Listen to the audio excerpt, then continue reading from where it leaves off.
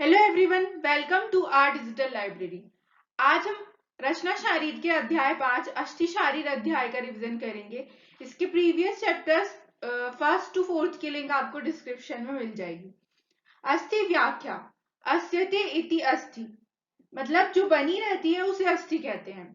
अस्थि की उत्पत्ति मेदस ततो अस्तिष्य चरक चिकित्सा स्थान के 15वें अध्याय में कहा गया है। मेद अस्थि को उत्पन्न करता है। अस्थि की परिभाषा, कार्य और महत्व शुश्रूष शारीर स्थान के 5वें अध्याय में बताया गया है। अभ्यंतर्गते सारे यथा तिष्ठन्ति भूरुहा अस्थि सारे तथा देहाद्रियन्ते देहिनाम ध्रुवम। अर्थात जिस प्रकार अपने अंदर के सार भाग के द्वारा वृक्ष खड़े रहते हैं, उसी प्रकार जिस सार भाग द्वारा निश्चित ही मनुष्य की देह धारण होती है वह अस्थि कहलाती है। और कहा गया है मांसपेशियों, सिराएं और स्नायु यानी मसल्स, वेसल्स और लिगामेंट्स अस्थियों द्वारा ही बंधे रहते हैं। उन्हें अस्थियों का अवलंबन यानी मजबूत सहारा मिलने से ना तो वो नष्ट होती हैं और ना ही गिरती हैं। नेक्स्ट है मोस्ट इंपॉर्टेंट टॉपिक, अस्थि की संख्या। इसमें हम देखेंगे कि कौन से आचार्य ने कितनी अस्थियों की संख्या बताई है। फर्स्ट, वेदवादी यानी चरक, काश्यप और वाग्भट के अनुसार अस्थियों की संख्या 360 बताई गई है। अब चरक दांतों व दांतों के उलूखल यानी गम्स और नखों सहित अस्थियों की संख्या 360 बताई है चरक ने।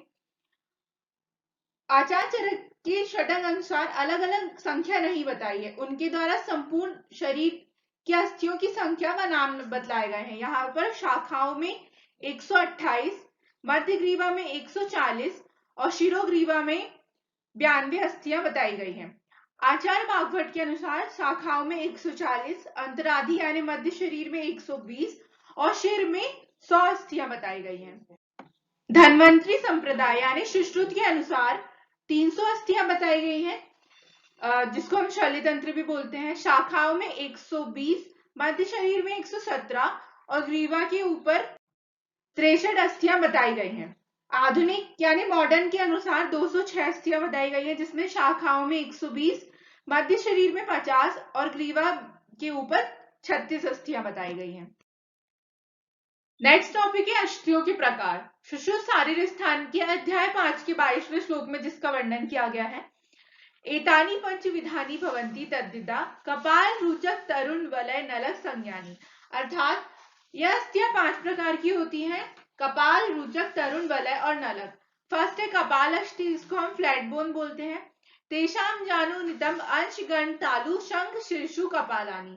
अर्थात जानु, नी, नितंब बुटक्स, अंश शोल्डर, गण चीक्स, तालु पैलेट, शंख टेम्पल तथा सिर हेड में कपाल अस्थि या फ्लैट बोन्स पाई जाती हैं। सेकेंड है रुचक अस्थि, दशनास्तु रुचकानी अर्थात दांतों में रुचक, देखने में सुंदर व अनार के बीज की तरह अस्थियां पाई जाती है। थर्ड तरुण अस्थि, जिसको हम कार्टिलेजिनस बोन भी बोलते हैं। घ्राण, कर्ण, ग्रीवाक्षी, कोशेशु तरुणानी अर्थात घ्राण, नोज, कर्ण, ईयर, ग्रीवा, नेक और ट्रैकिया, अक्षिकोश, पलकों में पाए जाने वाले टार्सस में तरुण अस्थियां यानी कार्टिलेजिनस बोन्स पाई जाती हैं। फोर्थ है वलय अस्थि, राउंडेड बोन्स, यानी रिब्स, पृष्ठ यानी लंबर वर्टिब्रा तथा उर, थोरेसिक वर्टिब्रा एंड रिब्स में वलय या राउंडेड अस्थियां पाई जाती हैं। आचार्य वाग्भट ने कहा है पाणिपाद यानी कार्पल एंड टार्सल बोन्स, पार्श्व, रिब्स, पृष्ठ, वर्टिबल कॉलम में वलय अस्थियां पाई जाती हैं। फिफ्थ है नलकास्थि यानी लॉन्ग बोन, शेषानी, नलक, संज्ञानी अर्थात बची हुई बाहु व शक्ति यानी अपर व लोअर लिम्स में लॉन्ग बोन्स या नलक अस्थियां पाई जाती हैं। नेक्स्ट टॉपिक है अस्थियों का स्वरूप या 5 भौतिक स्वरूप। चरक चिकित्सा स्थान के 15वें अध्याय में इसका वर्णन किया गया है, जिसमें से ये 2 लाइन बहुत ही इंपॉर्टेंट है। पृथ्वी अगन्य अनिलादि नाम संघाता स्व उष्मना कृतः खरत्वं प्रकृत्यस्य जायते अस्ति ततो निर्णाम। अर्थात पृथ्वी, अग्नि, अनिल, जल व आकाश आदि पंच महाभूत आदि अपनी अपनी ऊष्मा के द्वारा बनाया गया संघात यानी जॉइंटेड स्ट्रक्चर जब इसको खरता या हार्डनेस दी जाती है तभी वह मनुष्यों की अस्थि बनती है। मनुष्यों के भीतर वायु यानी वायु सुषिरता यानी खोखलापन लाता है, स्नेह उसको मेद से भर देता है, यही स्निग्ध पदार्थ मज्जा है। अस्थियों में सुषुम्ना वायु, आकाश आदि भावों के द्वारा उत्पन्न होती है। नेक्स्ट टॉपिक है वसा, मेद और मज्जा, जिसको हम क्रिया शारीर में बहुत डिटेल में पढ़ते हैं। वसा, मांस की उपधातु वसा व छह त्वचा है। मांसाद वसा त्वचा षट्चा और शुद्ध मांस से यह स्नेह सा वसा परिकीर्तित, यानी शुद्ध मांस का जो स्नेह होता है उसे हम वसा कहते हैं। फिर गाय के घी के समान पीला एवं त्वचा के नीचे रहने वाला तथा सर्दी व गर्मी से शरीर को सहने योग्य बनाने वाला स्निग्ध द्रव्य वसा या फैट कहलाता है। सर्पी तेलम वसा मज्जा सर्व स्नेहोत्तमा मता, यानी घी, तेल, वसा व मज्जा ये सभी स्नेह द्रव्यों में सर्वोत्तम है। नेक्स्ट है मेद। मेद सभी प्राणियों के उदर व छोटी अस्थियों में रहती है। मांस से मेद बनता है। मेद का प्रमाण हमने पिछले चैप्टर में देखा, 2 अंजलि होता है। मेदा स्नेह स्वेदो दृढ़त्वम पुष्टि अस्थानाम च करोति, यानी मेद शरीर में स्निग्धता, चिकनापन, स्वेद, स्वेट, दृढ़त्व यानी मजबूती तथा अस्थियों में पुष्टता प्रदान करता है। मेदो व श्रोतस वृक्क व वपावहन यानी ओमेंटम है। नेक्स्ट है मज्जा। महस्तु अस्थिषु मज्जा भवति, यानी बड़ी अस्थियों में मज्जा होती है।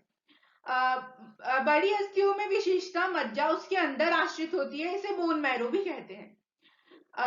अस्थि से मज्जा बनती है। अस्थि का मज्जा का अंजलि प्रमाण 1 होता है और मज्जा स्नेहम बलम शुक्रम पुष्टिम पूर्णम अस्थियानाम च करोति, अर्थात मज्जा शरीर में स्नेह, बल, शुक्र, पुष्टि एवं अस्थि पूरण करती है।